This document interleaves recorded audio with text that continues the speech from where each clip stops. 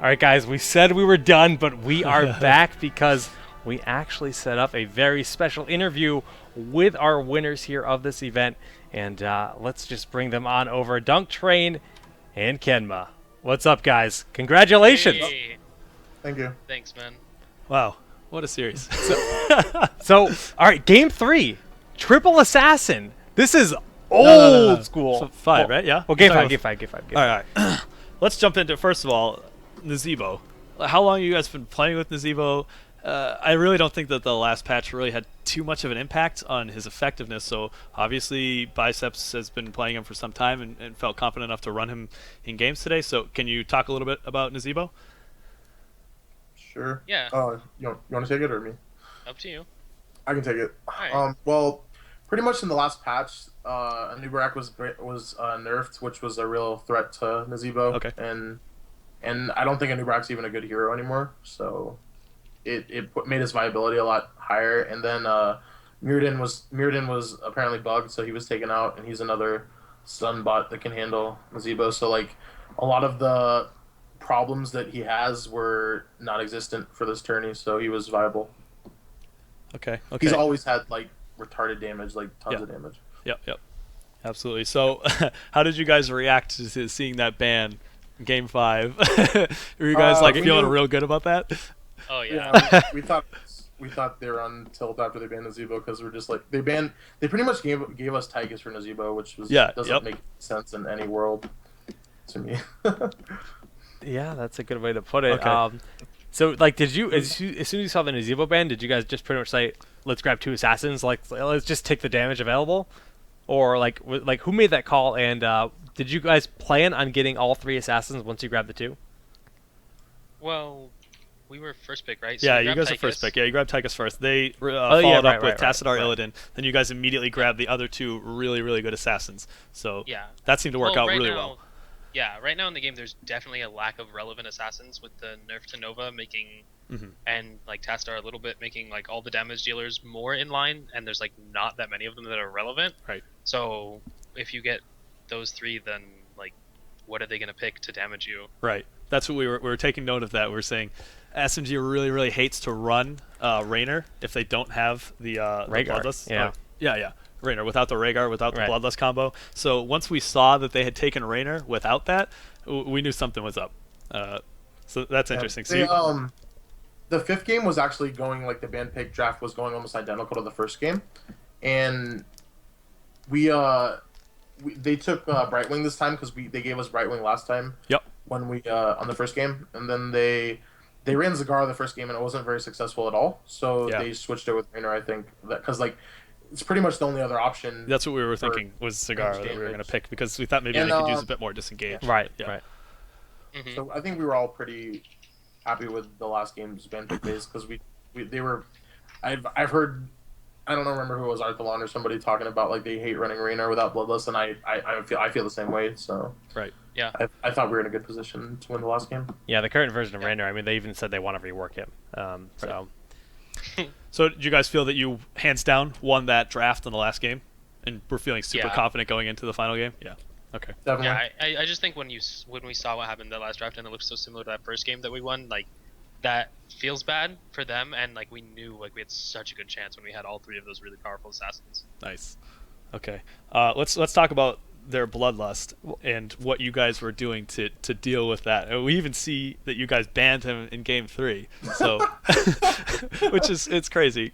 So what was you guys' mentality to try to work around Bloodlust? Obviously, you banned him out that one game. I was on tilt, straight up. I was just like, we can't do anything, boys. They just beat us in a fight. I can't do anything. Yeah. You should have heard like Ken was crying. Like, I can't do anything. They killed Kang, and so we're like, all right, we'll ban it, and we lost. And like Chris is like, nope.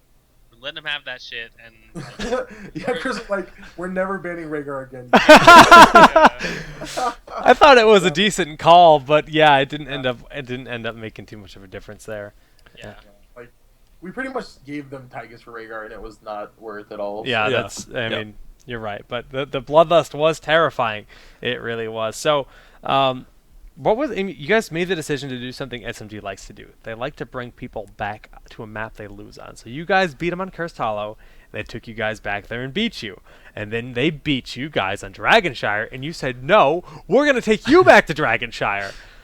What was the thought process on that call? Go ahead. Well, like, we can't let them get the salty run back on us and not give them. I love So it. it's a confidence There's fight. Yes, I nothing other really than like that, it. dude. You cannot be disrespected like that, or else you're gonna win the That's series. so and not the good. series. Pretty Yes. much, yep. Yeah. I love just to hear can't. that. That's awesome. Okay, so how much did you guys feel as though Witch Doctor played a large factor in dealing with Bloodlust at all? It seemed as though like that was the turning point because they got Rhaegar, they got Rhaenyra, they had Archon in that game, and you had the Witch Doctor, and you were getting it was pretty much Emerald Wind and Ravenous Spirit that was like doing tons of work there. So how do you guys feel about that fourth game that happened at Dragonshire?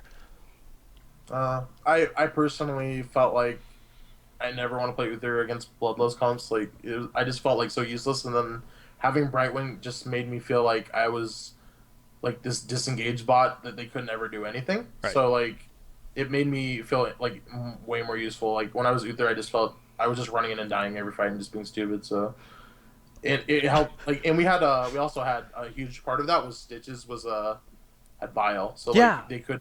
Yeah. Like it was slowing them too. So it was like kind of like a double disengage, and they were popping ults and not using Bloodlust, and they were they were more misorganized than you usually see SMG. Like Yep. that's actually what we look like when we run Bloodlust. So you guys, yeah, like you said, you got Preacher Bile there in Stitches, and you were also getting block level 1. Corey thought that was pretty interesting. Yeah, it's cool because he has a lot of other really solid options on tier 1, 2, and like they have so many auto attackers. It makes sense. So it was cool to see you guys picking up. You guys were also running Imposing Presence on Uther level 16, so it was cool to see those on the fly changes because you were having so many difficulties dealing with the auto attacks coming out of SMG. Speaking to the point of Imposing Presence, Yeah. was that a direct Illidan pick for Opposing Presence generally? Like it seemed like Illidan was like the main cause for it. But Illidan in general saw like some really high success rate in this tournament. So you guys agree he's more than viable now, right?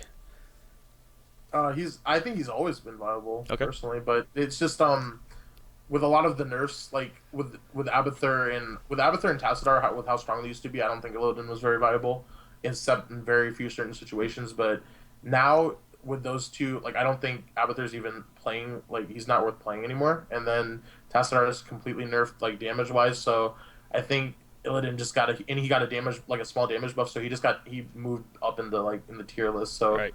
he's a lot more viable. Like I think he's viable every game now instead of just situational. That's awesome.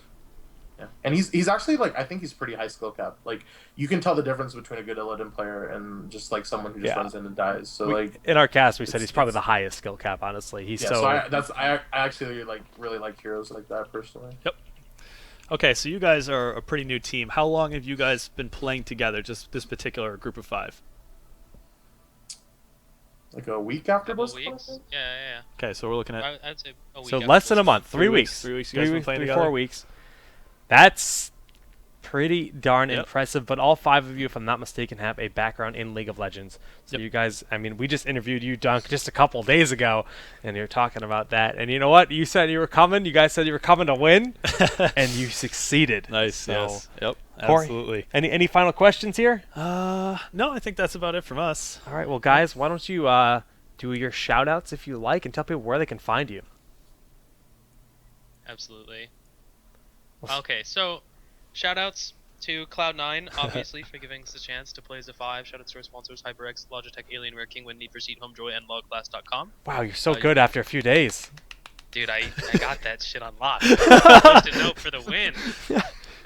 So you can find me personally on twitch.tv/Dunktrain. Soon I'll be back to streaming, guys. I'm having some issues with my account right now, so I can't do that, but look forward to those in the future. And you can also find me on Twitter @Dunktrain. And shoutouts to Julian, our manager, obviously Biceps and Caffeine and Zuna, and I'll let Ken do his own stuff.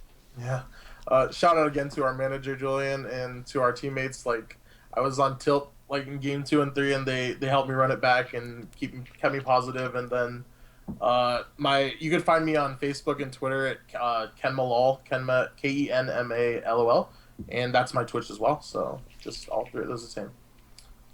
Very cool, guys. Well, thanks once again Yes. for Congratulations. not only competing, but giving us such great games to cast, because I don't think I've ever seen better Heroes of the Storm in my life. So this was a tournament to remember. This is the I guess setting the stage for what's to come here in the future for Heroes of the Storm. Yep. Guys, once again, thank you, congratulations. And off to celebrate, I'm sure. But yes, congratulations again, guys. We hope to see more of you guys in the future for sure. All right, guys, we're going to let you go. Thanks again. Yep. Peace. Thanks. As I butcher them on stream. Thanks. Gone. Guys, that's going to wrap up Kings of the Storm. Yep. We've already done our shout-outs before we signed off. We'll keep it short. Yep. No, I'm not even going to do that again. I'm just going to say thank you once again. And congrats once more to Cloud9. Yeah, absolutely. Kubi, awkward handshake again on stream. Yeah. We'll see you next time, guys.